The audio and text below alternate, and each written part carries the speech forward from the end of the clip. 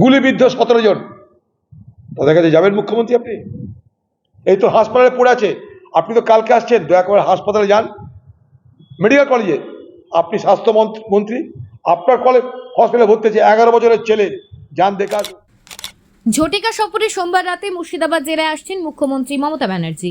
নিজের পূর্ব প্রতিশ্রুতি মতো পরের দিন 6 তারিখ সকালে মুখ্যমন্ত্রী বহরমপুর থেকে সোজা পৌঁছে যাবেন শামসেরগঞ্জ ব্লকের ধুলিয়ানে। বহরমপুরের ব্যারাক স্কোয়ার ময়দানে সেখানে ইতিমধ্যে একটি অস্থায়ী হেলিপ্যাড তৈরি করা হয়েছে। হেলিপ্যাডে নেমে উল্টো দিকেই সার্কিট হাউসে রাত্রি যাপন করে পরদিন হেলিকপ্টারে করে শামসেরগঞ্জে পৌঁছবেন।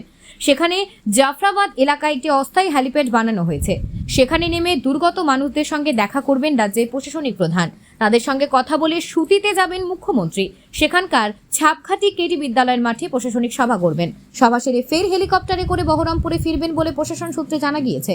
এই সফর নিয়ে কটাক্ষ করেছেন বহরমপুরের প্রাক্তন সাংসদ অধীর চৌধুরী। বলছি তো মমতা ব্যানার্জি আসছে, মমতা ব্যানার্জি দেখাবে এখানে কোনো কিছু হয়নি, সবাই আমার কাছে এসেছে। আমি তো বলছি ওদের বাড়িতে শ্রাদ্ধের জন্যে আমাদের পার্টির মুসলিম নেতৃত্বকে পাঠিয়েছি। আমি আপনাকে দায়িত্ব নিয়ে বলছি, পুরোহিত খুঁজে পাওয়া যায়নি, আমাদের দলের মুসলিম নেতারা তাদের বাড়িতে গিয়ে ভরসা দিয়ে শ্রাদ্ধ করিয়েছে। শুনে রাখুন, বিনা পুরোহিতে তাদের শ্রাদ্ধ হয়েছে, তারা বলেছে পরে আমরা ভালো করে করব।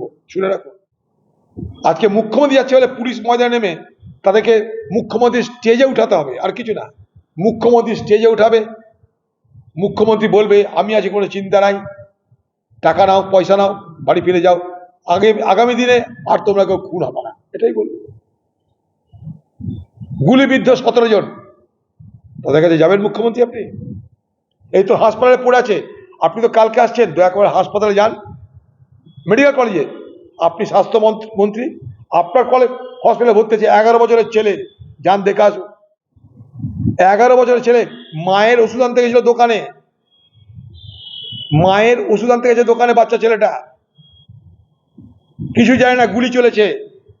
পুলিশের নির্দেশে গুলি চালিয়েছে কে? কেন্দ্রীয় বাহিনী, পুলিশের নির্দেশে। পেট ফুটো হয়ে কিডনি ভোগে চলে গেছে, কিডনি নাই আর। যান দিদি, তাদেরকেও দেখে আসেন একবার, তাদেরকেও স্টেজে তুলুন।